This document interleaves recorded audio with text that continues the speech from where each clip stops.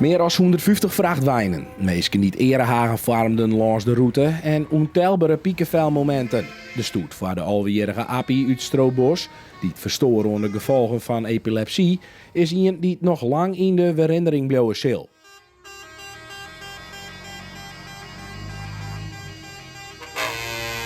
Fantastisch. Iets moois koers net waar voor die jongen. Echt weer, dit is wat er won had.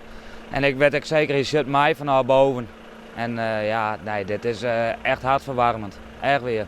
Ik ga zijn, ik snap Appie dat Appie trucker worden wil, want de gemeenschap van truckers is fantastisch. En die gaan allemaal ergens voor. Dat is echt heel mooi om te zien. Langs de dieken stien een klofte meesken. Er waren een soort verkeersbegeleiders aanwezig om de stoet veilig te begeleiden. En ook de gemeenten hebben mij tocht om de tocht slagje te letten. Het is het gezin en de familie had er heel veel te lijden hoor. We willen gewoon heel graag iets voor het gezin doen om hun even een hart onder de riem te steken. Na al die hele moeilijke tijd en na deze mokerslag dat hun lieve Appie overleden is. De trucks en chauffeurs kwamen uit alle windstreken. De route van Appie ging van Stroobos via Drachten naar de Harkema om uiteindelijk de laatste groet te brengen bij de gereformeerde kerken in Gerkesklooster.